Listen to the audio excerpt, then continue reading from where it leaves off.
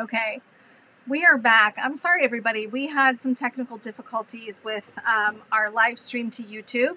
So we'll fix that when we have everything set up, because this will probably be a different link. And so if you're joining us again, I'm Jillian Graber, Executive Director of Protect PT, and we have Dr. John Stolz, the Professor of Environmental Microbiology at Duquesne University. And today we're going to be talking about what is leachate and why is it an issue. So thank you so much for hanging in with us on that technical issue that we were having, but I think we solved it. So we want to get right into it and really talk about what is leachate. So if you would mind going to the next screen, Anne. So Anne's actually here doing our technical stuff on the back end. So thank you for doing that, Anne. We just, because this was an issue that we were really thinking about in our community, we wanted to invite Dr. Stolz here today to really describe to you some of the issues that we have identified and that really he helped to bring to light with this fracking waste in municipal landfills. And so this is happening all around our area. And actually there was just, on Monday, there was just a comment period that ended on a new permit for the municipal sanitary landfill to, instead of actually putting the leachate in the water authority, to now evaporate it. And John's going to talk a little bit about that and why that's problematic. But we had this infograph made by two artists, Meg and Bree, with waterways, and you can see that here. We're going to have this available for everyone. But it describes the process of, first they dig it up, then they dump it in the landfill, and then the leachate actually leaches through that material, goes to the water authority, or the waste treatment facility to get treated or try to get treated. And then eventually these things end up in our streams and creeks. So if you go ahead to the next, we're going to talk about this subject because it's a pretty big problem right now. Hey, Jillian? Yes. I apologize. I just want to interrupt. Mary says she doesn't see a live video. Is it going to be It's probably another link. There's probably a different link for this live video. Let me let her know. So she'll have to direct people to the next because of what the issue that happened with the technology.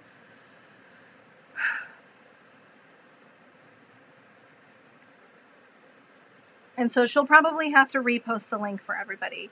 We're going to keep going to make sure that we can fit everything in an hour. Because we only have an hour to talk to Dr. Stolz, and we want to make sure we're able to get everything in. He's got a lot of information to present. So Anne, if you will go to the next screen, if she's there, there you go. John, tell me a little bit about, how this process works. Well, again, it's kind of interesting that, I've been working on water issues for quite some time, but one of the things that is remarkable about this area or this part of the country is that, we use the same waterways as a source of drinking water as we do to discharge our wastewater. And so it's really important that our waste treatment systems, as well as our drinking water systems, are working efficiently. And this is really what drew me to the whole issue of the Marcellus Shale development, was how they were getting rid of their wastes, both the solid and the liquid. And back in the early days, 2005, 2006, etc., they were allowed to directly bring their produced water and liquid waste to municipal wastewater treatment plants, or otherwise known as POTWs. And essentially, those POTWs could take upwards of 1% per day per volume of this waste. And unfortunately, the dilution, and they love to say the solution to pollution is dilution, It apparently was not enough because this stuff was really salty and really toxic, and the waste treatment plants were having issues. And so that practice was discontinued in 2012. But more recently, some of the same problems started reemerging. And so I was wondering, was there a connection, and was there now a way of this waste getting back into our drinking water sources? And so this picture here shows the well pad in the upper left-hand corner, and then the brine and the drill cuttings are actually now winding up in landfill. And it turns out that the state allows sanitary landfills, municipal landfills that are not designed to take hazardous waste, but our dirty nappies and whatnot, that they're allowed to take up to 80% per day of this waste. And so it begs the question of, is there enough, like the dilution factor again, is there enough municipal waste to take care of that? And I was alerted to this by two things. Number one, that I got a phone call back in 2014 from a guy who lives in Rostraver that he was concerned that the landfill was become radioactive. And also around the same time, shortly thereafter, the Charleroi drinking water facility posted that they had been out of compliance for a particular cancer-causing chemical that's a byproduct of the chlorination in making drinking water. And both these things combined made me think that, okay, there's something going on with somehow fracking waste is getting back into our water sources. And so we have the landfill in the upper right-hand corner, and then that thing right underneath there that's labeled leachate, that's an actual sample of the drippings, if you will, from the landfill. Okay, and if you look closely, you can see that there's actually a dark band at the top there, and that's an organic layer. And if you were to open that up and give it a whiff, you'd say that someone was dumping diesel. Okay. Well, anyway, it gets even better because at that time back, again, where was the leachate being treated? Because it's landfill leachate, well, they were allowed to pump that leachate to the local wastewater treatment plant in Bell Vernon to dilute it and send it out into the Monongahela. So now we have the bottom right-hand panel that's the picture of the POTW and I believe that's I-70, that bridge, and discharging into the Monongahela. And guess what? Just not even 2 miles downstream is the water authority for Charleroi. Yeah. And, so that started this whole thing. So it was late 14, early 2015, and I really, really wanted to get some samples. And it all broke this past year, about a year ago, when I was able to do that. And I visited the POTW and I got a sample of leachate. And more to the point, there are at least more than a dozen landfills that we know of that are taking this waste. And as I said, leachate essentially is what, when water percolates, as your diagram had shown, when water percolates through the landfill and collects, there are liners that are supposed to protect the landfill waste from getting into the aquifer and the drinking water. But anyway, they have to deal with that, and it's leachate. It's like a tea bag, okay? Yeah, I like to call it the landfill tea because I think that kind of illustrates for people what it really is, because people just don't know what leachate is when we talk about it. And we noticed back in, I guess it was 2017, when we started seeing trucks coming down here in Penn Township, coming down 130, and we were like, oh, that's a lot of trucks. It was like one truck every other day. And it was all day long that this truck was going back and forth and back and forth. And it was very loud because at the bottom of the intersection here, there's a hill. And so they were using their air brakes. And we look out and this big tanker truck that says residual waste. And we were like, well, what is that? What could it possibly be?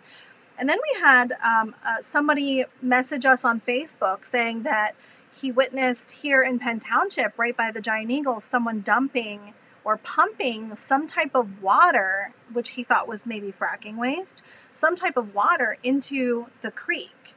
And it turns out there's a manhole next to the creek that goes to the local sanitary water treatment facility. And so when we did some investigating and talked to the DEP, we found out that they were putting this leachate, because we followed the truck. We saw the truck one day and we followed it up to the landfill. And we were like, why is that truck coming from the landfill? And after we dug and talked to the DEP, we found out that it was leachate, and they were dumping it in the manhole. And we were really puzzled by that. And it actually continued and became more frequent back in 2018, much, much more frequent. It went from one truck 3 days a week to 3 trucks every single day, because they just couldn't keep up with the stuff. So what's the reason why we have such a leachate problem? Well, it comes down to the fact that these gas wells, regardless of them producing gas, will always produce fluids. And they'll produce those fluids over the lifetime of the well until they plug it. And so they have to deal with that. And the interesting thing is that you would think that a landfill should only be taking solid waste. Right. But it turns out they're allowed to take the liquid waste as long as they immobilize it. And I had the fortune once again last spring to visit a landfill in Clinton Township, and they were using wood chips. So in other words, they'd fill this tank with the brine or the produced water from the fracking, and they would just absorb it with the wood chips and sawdust, and then they would put that in the landfill. Wow. And the reason why they do it is because A, they can, and B, it's revenue. So they're getting so many, tens of dollars per ton of the solid waste, and like 6 to 6.5 cents a gallon for what they're calling brine, which in reality, the produced water is just this toxic mixture of organics and salts and radioactive materials. Yeah. So that's really been, part of the concern as well. And I think that's the next slide. And I worked with Justin Noble from one of many people that he worked with for the article. But that's an injection well facility in Ohio. And the reality is that it turns out that, especially in Ohio and the Utica, this stuff is incredibly radioactive. And if you go to the next slide, I benefit from having people provide me with samples. These are a bunch of samples that a trucker who, is still an anonymous person to me. However, all the samples were, I don't want to say validated, whatever. We know exactly where they came from. But if you look at some of they're all radioactive.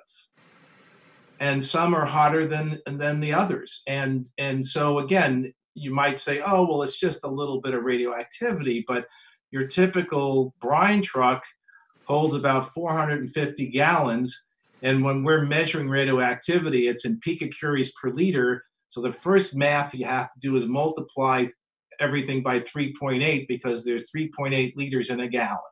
Okay. So that's one of the factors. And then the other thing is, when we talk about radioactivity, there's 3 different flavors. And there's another thing we call like alpha, beta, and gamma radiation. And then we also have to talk about half-life. So one of the things we're interested in is radium-226, which has a half-life of 1,600 years. The other thing is that radium-226 decays to radon-222, which, if you're a homeowner, you probably have dealt with radon in your home. And although radon itself only has a half-life of 3.8 days, it's still not something that you want to be exposed to. Wow. And have you talked to anybody, or do you know anything about the health concerns associated with this type of radioactivity found in our water? Well, again, I mean, radium, and this was brought to light in Justin's Rolling Stone article. It's a bone seeker. I'm sure, you know, most people actually know about radium because of the Radium Girls. Yeah, That's right. they used to, these girls would paint the watch handle, the hands, with radium because it's a luminescent, fluorescent, you know, and would make the watch hands glow, and they had all sorts of terrible cancers. Yeah, yeah, that's crazy. So the point here is that these guys are carrying these loads and they don't have to measure it for radioactivity. And even when they do, again, I had the privilege of touring the Eureka brine treatment plant in Williamsport along that same trip to the landfill. And the way they measure radioactivity is they have a gamma, uh, basically a Geiger counter with a pan detector, and they stand 6 inches from the hull of the truck, and that's how they measure the radioactivity inside the truck. So is that way of measuring radioactivity adequate to make sure that there isn't radioactivity in the hull? Exactly, because it's you know, although gamma radiation does pass through steel, still you know, it should be measured directly with specific types of detectors. Okay. And the same thing with the landfill.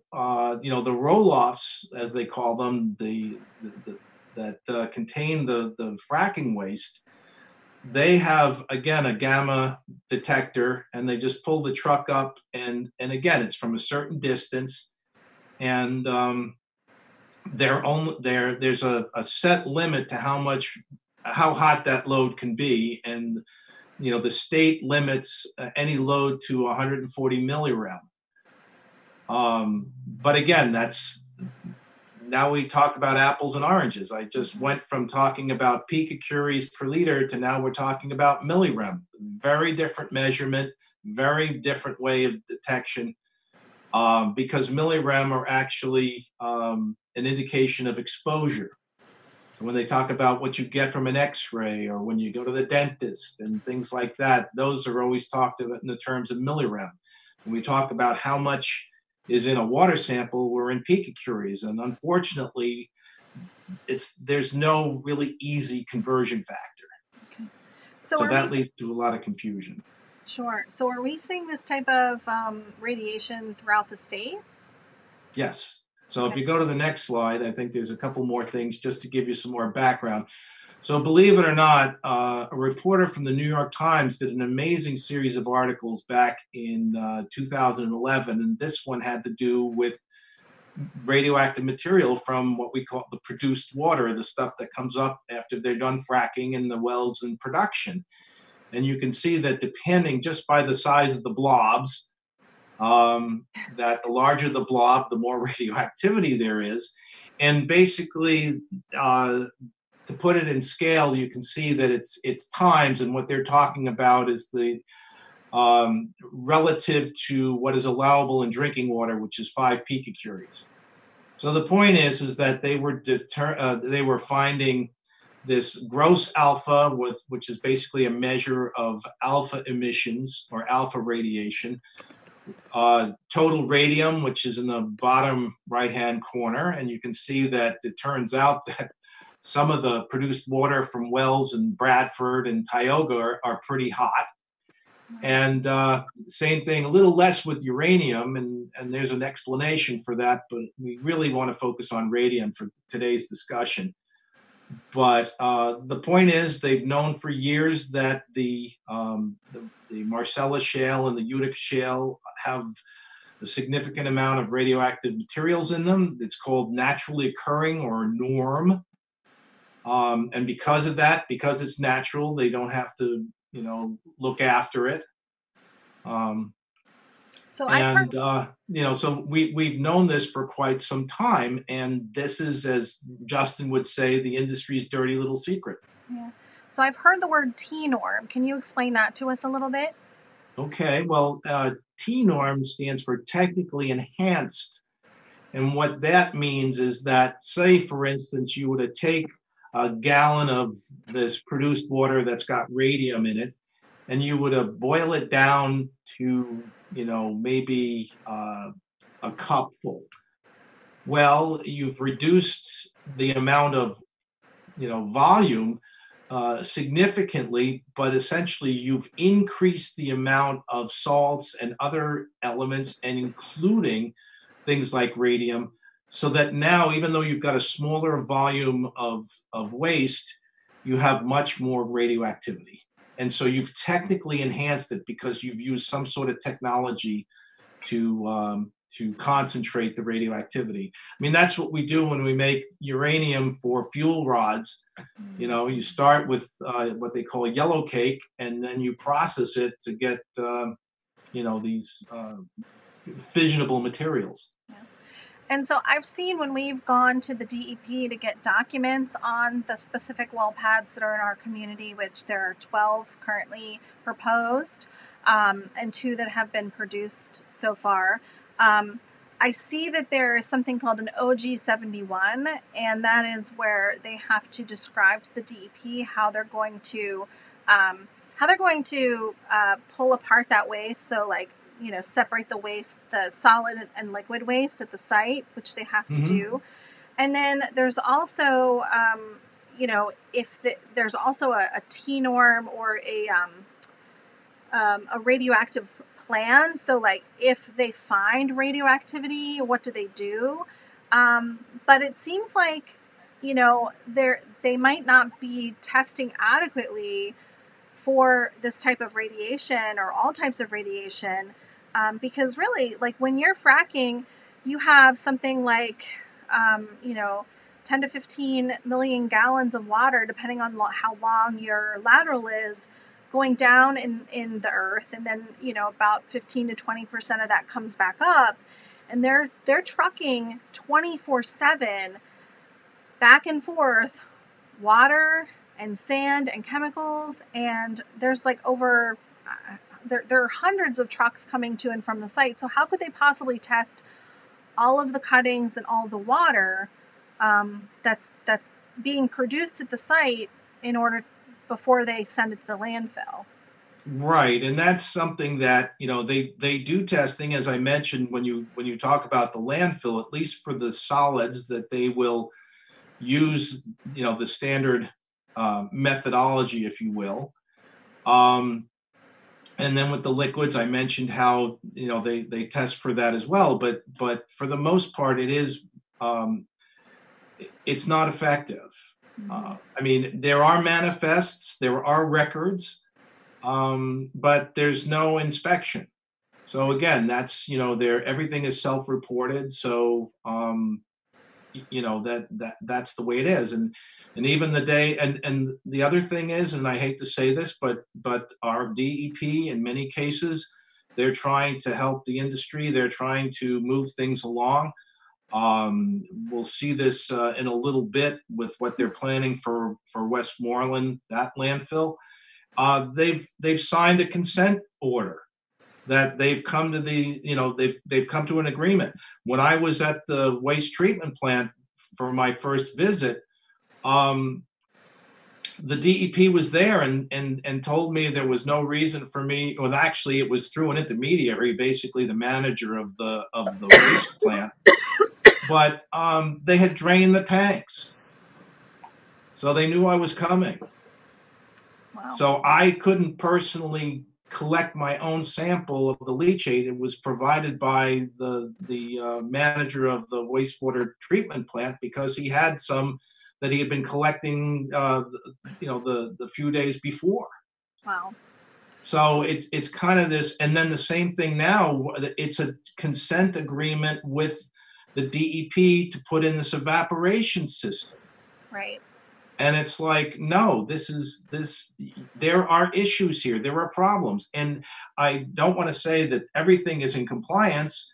Technically it is. This evaporation system, because it's an evaporation system, is for air pollution. And so it only needs an air permit. You don't have to measure for radioactivity. Yeah. So these are like the loopholes, if you will. And the numbers are just shocking. That 1% per day of volume that was allowed for the waste treatment plants to take doesn't sound like a lot, right? But they were only diluting the stuff 1 in 100. Well, when you start off with something that has 300,000 milligrams per liter of total dissolved solids, there's no way you're going to be in compliance for your discharge. And what I found at the waste treatment plant, that the stuff that was coming, the leachate was so toxic, it had killed all the happy microbes at the waste treatment plant, and they were virtually discharging untreated sewage into the Monongahela. Wow, that's crazy. And there was a big article about that, and there was a big stink about that. We have a question for you, Dr. Stolz. Isn't it true? This is from Lois. Isn't it true that some fracking fluids can be reused? And if so, wouldn't the radioactivity be unpredictable? All right, so here's where we get back to a couple things. Number one, reuse, and number two, T-norm. So it turns out that they don't necessarily directly use the produced water for recycling, if you will. And in many cases, what they will do is they will take that produced water and send it to a facility that the first thing they will do is precipitate out the barium and the strontium. And so what that does is that prevents a terrible thing in the industry called scale, which basically is just precipitation of barium and strontium sulfate. Regardless, that pulls down some of the radioactivity. But now you've got technically enhanced radioactive sludge that again gets dried and taken to the landfill. Wow. Okay. So a lot of times that the stuff isn't just, it's post-processed. Yeah. But the other interesting thing is when we had the downturn in 2016, that there weren't new wells going in, so they had all this stuff that was just hanging out. And for the same thing right now, we have all these wells that are still in production. They're not fracking any new wells, or very few of them. So now there's this glut of produced water that is either going to Ohio, or it's still going to the landfills, right, or to dedicated brine treatment plants. And actually, in Plum, in Allegheny County, the DEP just permitted one of the first injection wells in Pennsylvania. So right in Allegheny County, we're going to have an injection well. And I read that the Plum municipality, the municipal leaders decided to challenge that permit. So I want to just say to those folks, thank you for doing that, because that's a whole nother issue that we're not going to cover today, because there's not enough time to possibly cover all the issues dealing with produced water, and what to do with it, what to do with this waste. I'll make just 2 quick points about that. Number one, people think these are deep injection wells. The one in Plum is only 1,700 feet. Wow. Number two, the fact that the whole borough of Plum is undermined. So thankfully, we've been working with some locals and getting some creek samples and pre-injection operation to see. But it's really, and then of course the location. It's on a hill, and it's a 2-lane road with curves and everything, and it just, I question why they do what they do, where they do it, and I think it all comes down to money, I think, unfortunately, in this case, and where they can do it, but yeah, and I think maybe we need to have another program just about that, another lunch hour just about the injection well process. Tell me a little bit about this screen that we have up right now. So again, what I tried to mention is that in principle, radioactivity comes in 3 flavors: alpha, beta, and gamma. Alpha and beta are particles. So in other words, what happens when you get a radioactive element it will decay and it will go and become another element. This is not alchemy, but basically, so you can see this is the uranium decay. So uranium goes to thorium, goes to radium, goes to radon, goes to polonium, and then there's other things like bismuth and lead. And some of these are stable isotopes. In other words, they're no longer radioactive, and others are just as radioactive or even more radioactive. So early on, there was a study that showed that because of the uranium and radium in the fracking wastes, that if you were to seal up a container of produced water fresh out of the hole and come back 2 weeks later, it would be 5 times as radioactive because of the daughter products. There's a fun exhibit at the Carnegie Museum of Natural History called Parents, Daughters, and Dating. And it's not about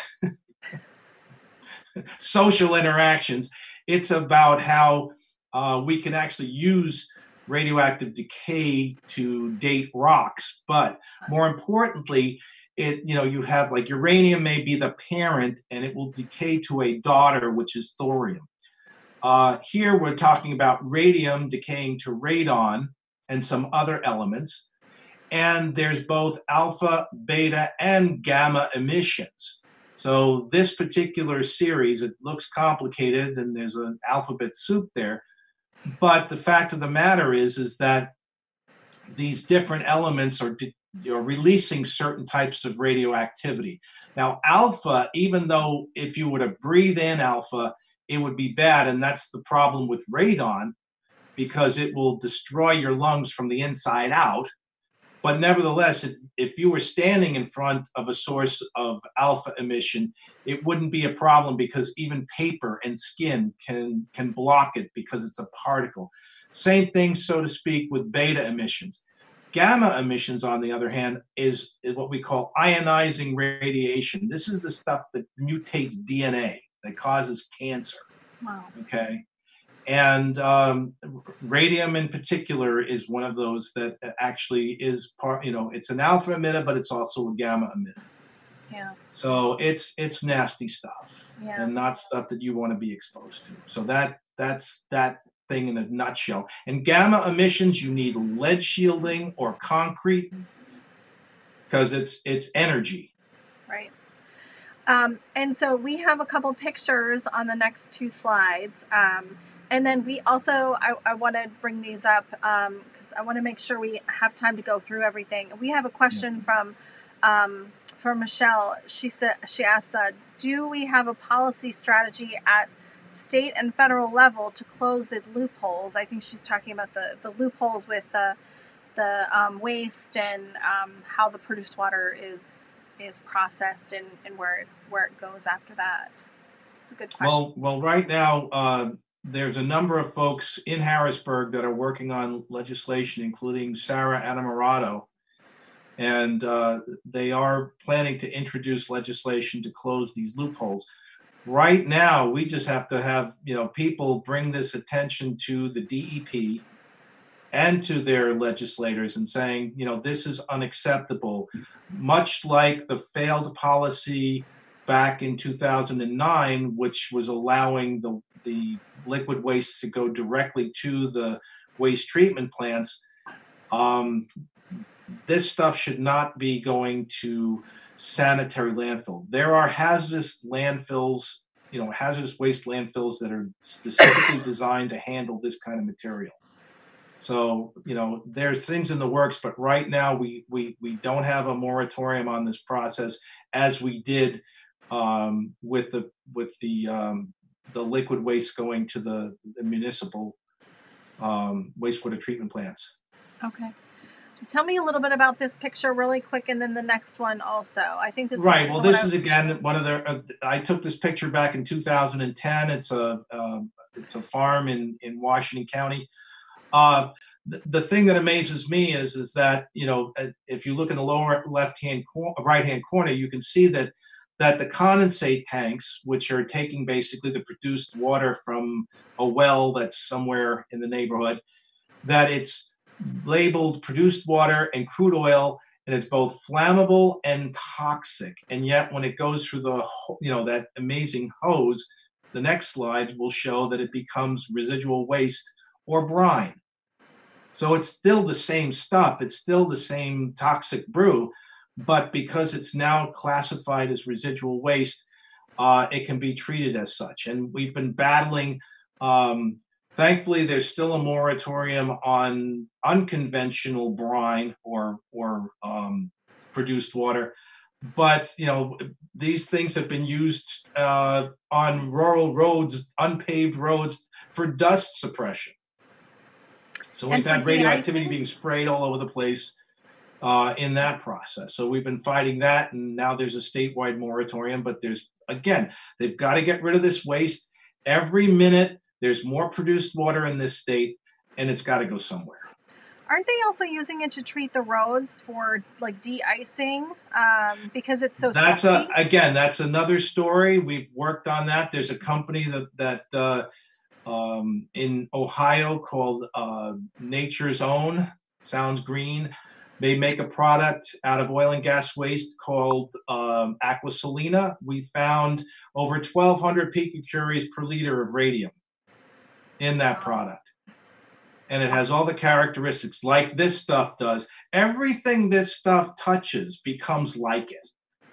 So if you make a de-icer with this stuff, it's got all the same toxins. If you, put it into a landfill, the leachate is going to take on these characteristics. Right. And we're talking about things like arsenic and chromium, other heavy metals, lots of salts, and bromide. And again, why is bromide such a problem? Well, once that gets into your source of drinking water, when you chlorinate it to disinfect it before it goes into the distribution system, that chlorine reacts with the bromide to make cancer-causing disinfectant byproducts. So do we want to go to the next slide and you can talk a little bit about this one?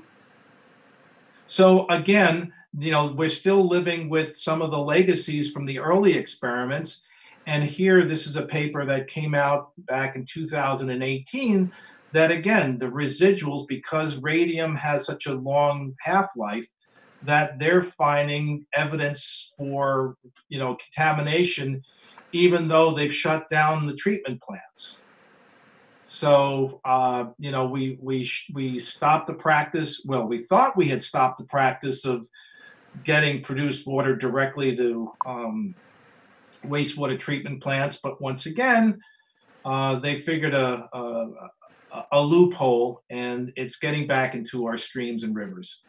Wow. And so even another paper that I don't have, this is just one example, that if you could actually measure radium down on the point where the confluence of the Mon and the Allegheny meet to make the Ohio. So we're still having an issue with our surface water. Wow. And so what's the next slide? Can we go to the next slide and talk about that a minute? All right, so this is just to reiterate what I'm talking about. They're taking the waste from the well pad. They're bringing it both solid and liquid to the landfill. The landfill leachate is now taking on the characteristics, and I have a couple of slides trying to explain that. But more importantly, and this has been what my greatest concern has been literally since December of 2009, is this stuff getting into our drinking water? And the answer is yes.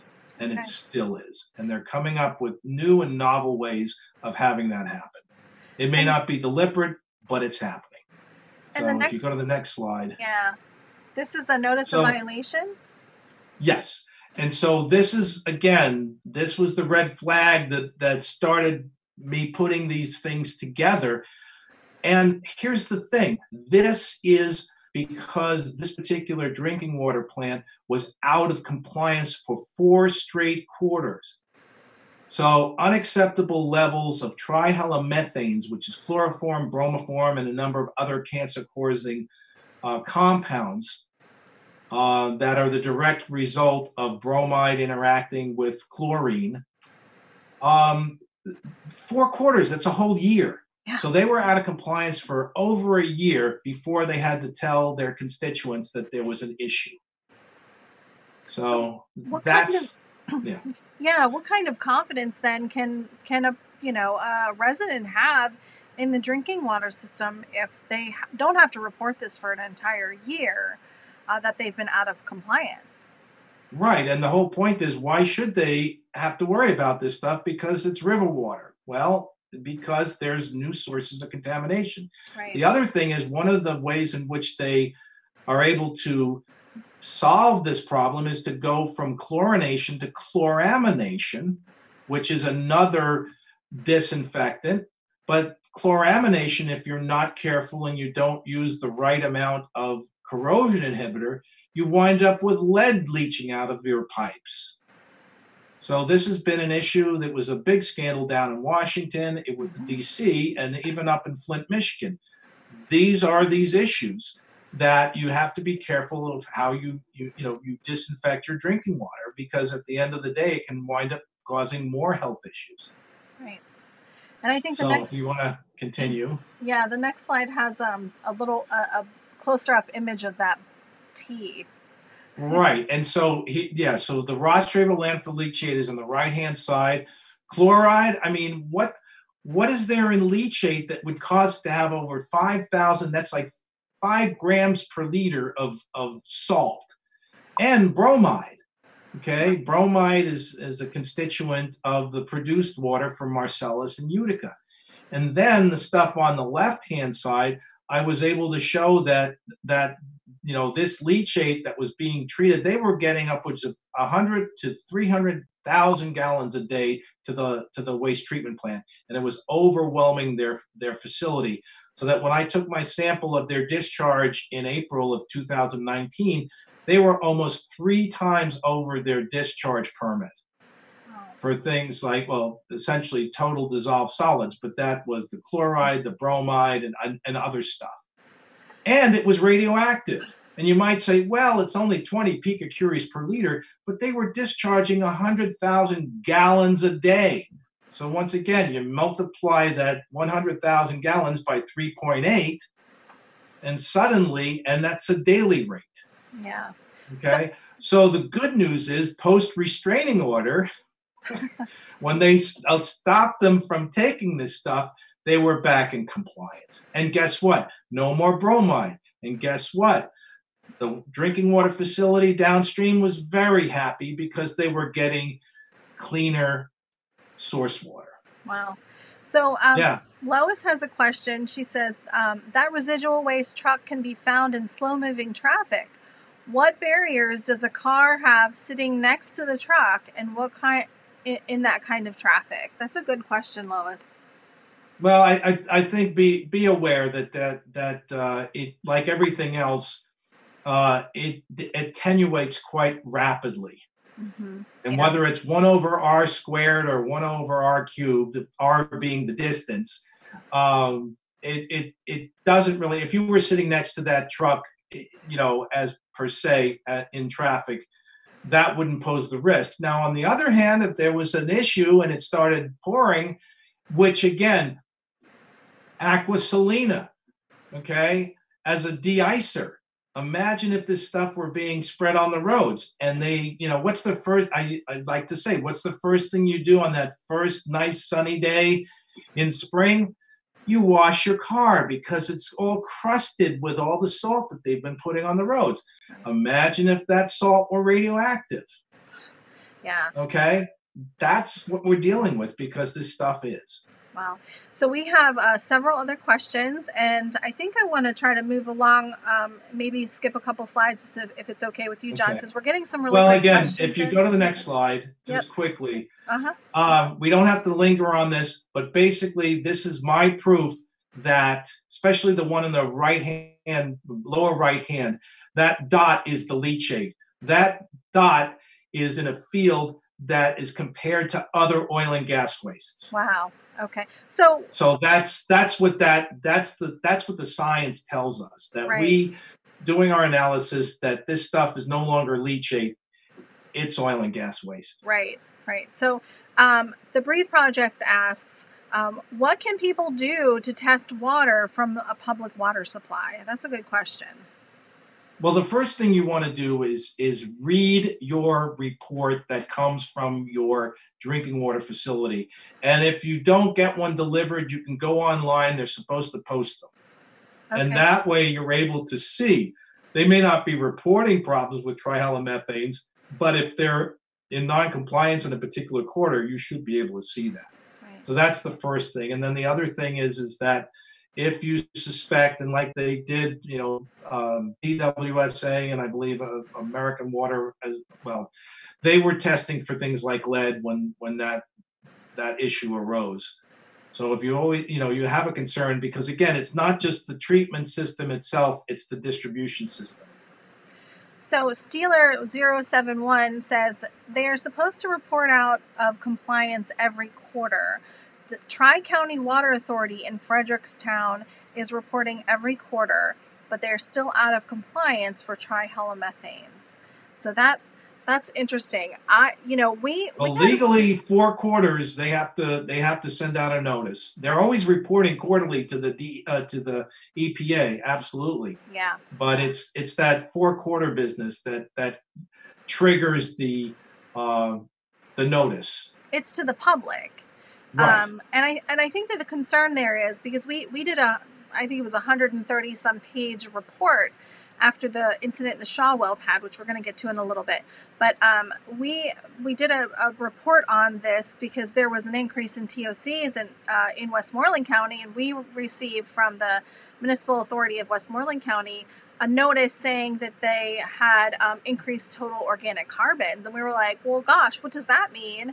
And so we had last summer we had an intern as well as a science advisor, Dr. Cynthia Walter. We had them look into this issue and we produced a report. I think with our new website that's not up, but we can certainly put it up for you, and we'll link it somewhere here for you in the chat after today. So if you want to read that, you can, because it talks about those daughter products for and why TOCs are a problem. And it's a very similar issue to what we're talking about here.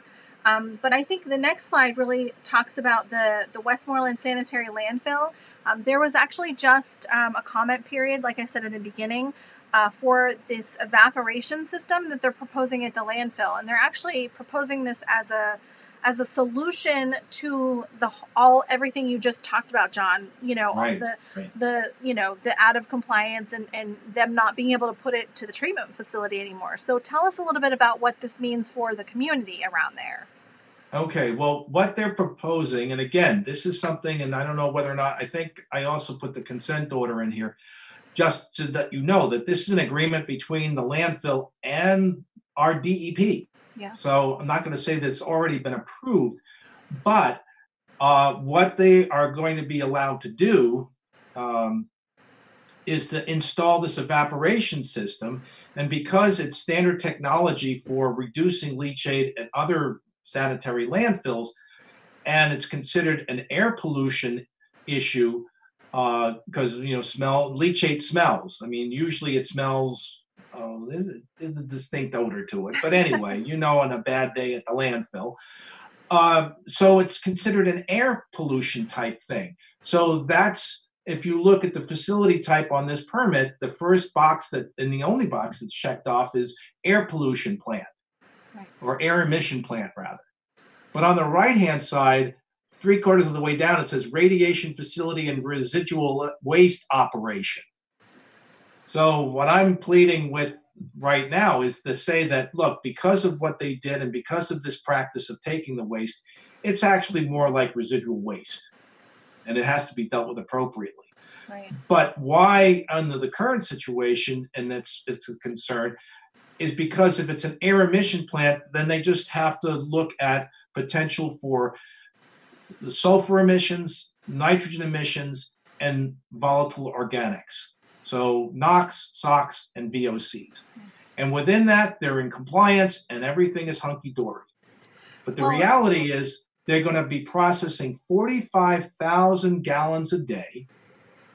And if you go back, you don't have to, but that 370 picocuries per liter in the leachate of the radium, at the end of the day, they're going to process all that stuff. They're going to reduce the volume 95%. So in that 5% volume that's left over, they're going to have over 63 million picocuries of radium. Wow. And they are not required to do any sort of measurement of radioactivity. Wow. And I just want to mention, you've done the calculations, you've taken the samples. This is not speculation. This is something that is a reality. This is a very factual information. You've done the sampling. You have written to the DEP about this. We also wrote to the DEP about this because the comment period actually ended on Monday. Although they're extending it, they're not formally extending it. We asked them to extend it. We didn't hear back from them. We asked for a public hearing as well to inform the public about this issue because we think it's such a big issue that and people need to know about it. And around this facility, there are actually 3 environmental justice communities around this facility, and this facility where it sits is in Westmoreland County, but it also sits on the Allegheny County and Fayette County line. So there are going to be a lot of different communities in different counties that are going to be impacted by this. And one of the things that Anne actually found the other day is that on the application for this, they ask, is the facility in compliance? Is for air, and we found that they had violations to air, and we actually sent those off to the DEP the day after the deadline. So I'm hoping that our comments get counted, and if you haven't made a comment yet, we would hope that you could make a comment maybe after this presentation. Maybe you'll learn enough that you feel comfortable doing that. But we have a lot of information on our Action Network page about that, and it's really important to keep commenting to the DEP because we want a hearing. We don't want this thing to be able to go forward without a hearing. Mary actually just popped it up in the chat. Thank you so much, Mary. It says June 9th, but the DEP has told us they will keep taking comments. They haven't told us whether that official comment period will be extended. That we are still waiting on. We've been waiting all week for that. Tell me a little bit about the next slide because we only have a couple minutes left, and this is the proposed facility. Once again, it's designed to basically reduce. There's 2 components. One removes the volatile organic carbon, and then the second is the evaporation system that will reduce the volume. But it's basically they're going to be boiling this stuff off. Okay, so boiling tea. Although they're not going to be boiling off the VOCs or the organics, they are going to be boiling off all this other stuff. And again, it's going to potentially lead to some deterioration of air quality. But more to the point, on the one hand, it is known technology, it's accepted technology, it apparently works, but we're talking about normal leachate. I mean, you don't expect to find high levels of radioactivity in your toilet tissue and other things. It just, So anyway, but that's the big deal. And then the other important thing to realize too, that everything that radioactive touches becomes potentially radioactive. And I'm speaking with 30 years in academics, having used things like P32 or and sulfur 35, and having to go through radiation safety classes. I'm on the committee for the university, and we have to account for every picocurie that we use from beginning to end. Okay, we have a ledger, and we have to report to our radiation safety officer. This stuff, there's nothing. Again, what are the concerns? The permit is for air emissions. It addresses, fine, that's great. But the leachate is radioactive, and it should be labeled residual waste from oil and gas operations. Yeah. Okay.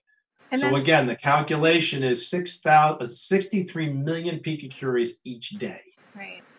And we only have a couple minutes left, but I want to talk really quickly because this is something that you are also, if you would go to the next slide, Anne, this is something that you were also, really helpful with last year. And so I don't know if folks remember, but there was a catastrophic loss of pressure at the Shaw well pad, actually pictured right here, thanks to Marcellus Air. Thank you, Marcellus Air and Bob Donnan, for supplying us with these pictures. But this is the Shaw well pad, which is near our drinking water. Again, we're talking about drinking water and fracking around our drinking water.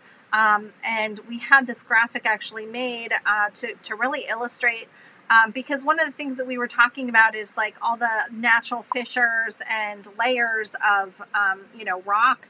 And people think, oh, well, they're drilling a straight line and it's going to stay down there. But really, this incident that happened at the Shaw well pad really illustrates how methane can move throughout the rock and move throughout that shale layer. So do you want to talk about that a little bit?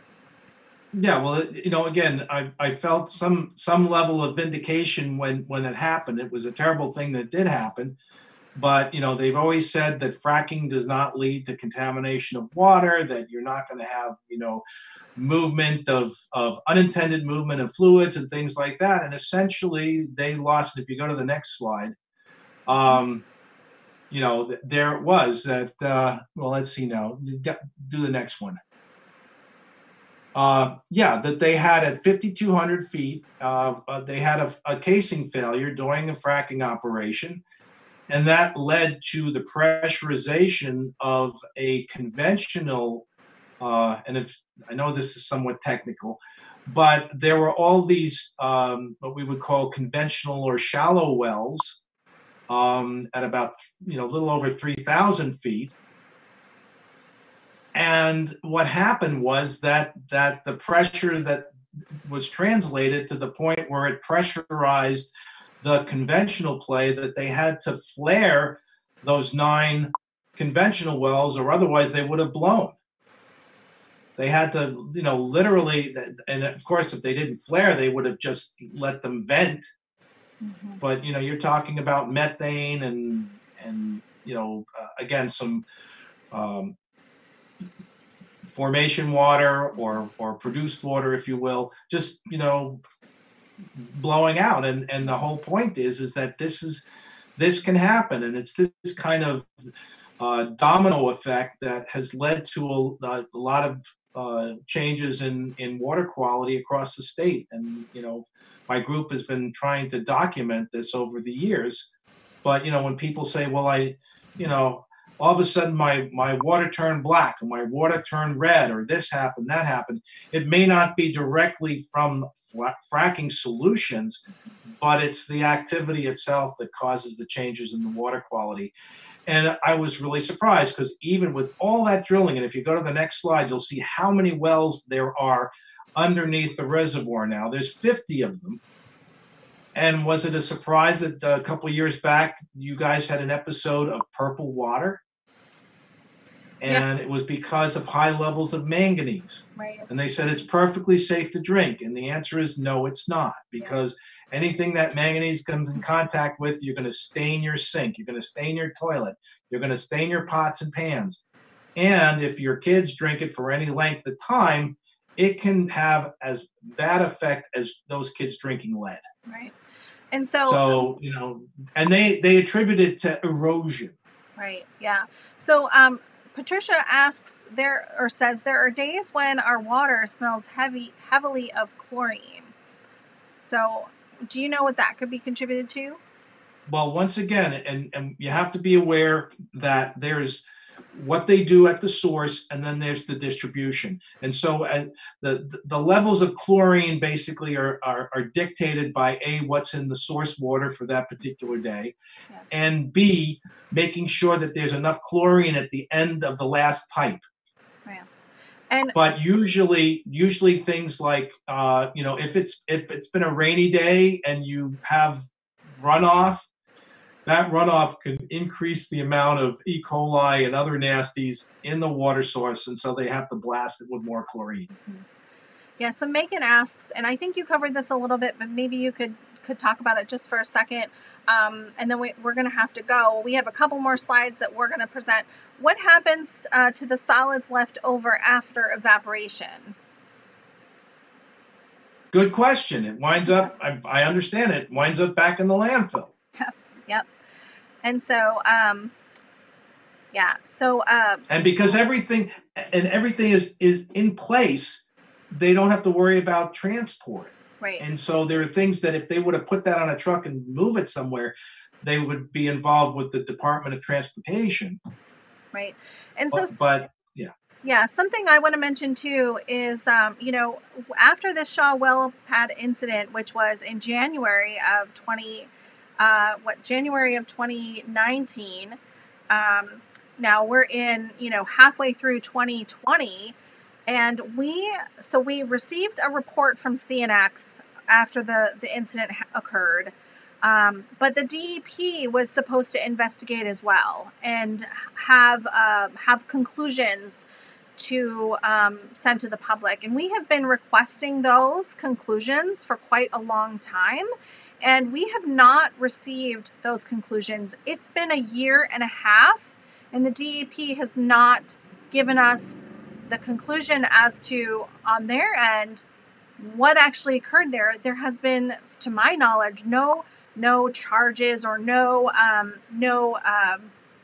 violations or penalties that have been assessed to this. So, we're left wondering, when is the DEP going to get with the program? Because it seems like they're dropping the ball a lot. They dropped the ball with allowing all this leachate that had constituents and was like oil and gas waste, to be able to, to put to this waste facility. Now they're planning on evaporating it. This is their idea that they came up with via the consent order. And now, we also have other issues on top of that. We had written a letter to the Inspector General last year asking to investigate the DEP, because this keeps coming up again and again, where the DEP, who is responsible for protecting our public health when it comes to these environmental issues, they are just dropping the ball again and again. So I want to just reiterate that, and before I move on, and then I want to thank you, John, for taking the time to be with us today. I really feel like you had just a ton of information. I mean, we could have talked for much longer than an hour, and we'll have to have you come back on, and maybe we can talk about injection wells and why those are so problematic as well.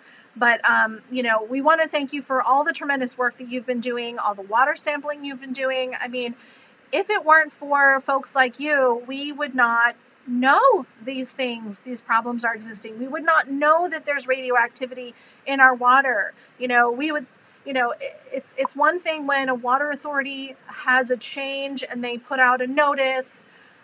It's another thing when you have solid evidence. And that's what you're providing to the community. And we want to thank you for that.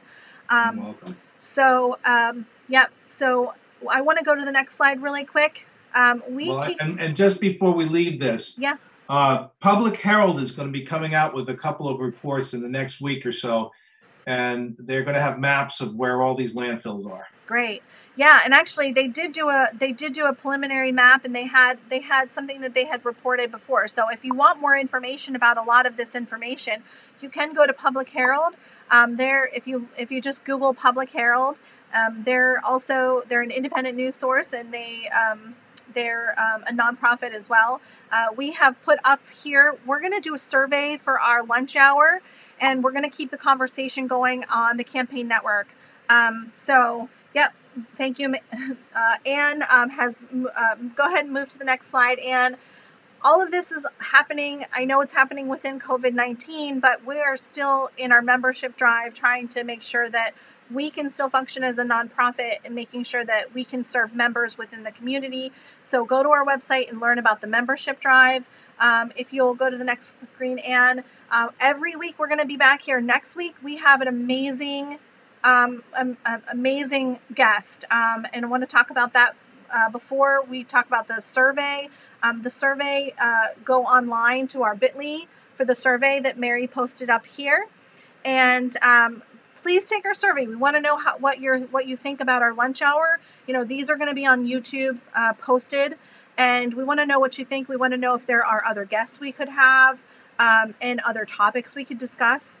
because this is our way to reach out to you all. I mean, this is here for you. We're not doing this because, you know, we like to hear ourselves talk. We're doing it because we want to make sure you have the information that you'd normally get from us if we were doing public events, if we were doing, you know, going to meetings and things like that. So we want to keep all that going. And then if you'll go to the next slide, Anne, this is our last one. Next week, we are going to have an amazing young woman, Jasa Hunter Meller. She's going to be here with Lynn Cherry from Young Voices for the Planet, and we're going to be talking to hopefully a much younger audience as well next week. And we're going to be talking about, you know, ways that you can get involved in your community. You know, what young people can do. You know, maybe young people have an interest in organizing, and we're actually going to be rolling out a program hopefully soon to help young people learn how to organize, because this stuff goes on in all communities around the United States, and there are young people out there that really want to do something about it. You know, they maybe feel powerless, that they don't know what to do about it. And so Lynn has a great educational tool, and Jasa's a shining example of that. We're going to be watching some of the movies, or one of the movie with Jasa in it, with Young Voices for the Planet. So please join us in the conversation, subscribe to our YouTube, and become a member of Protect PT, because we would not be able to do this work without you. Thank you again to Dr. Stolz. I apologize again for the technical issues in the beginning. And hopefully we will get that sorted out, because we're just like, you know, we're doing this. We had to learn all this technology ourselves. This is not what we do on a normal basis. So thank you everyone for joining us, and have a great rest of your day. And take care. I just got a tickle. All right. Thanks so much, John. Take it easy. Bye. Bye, everybody.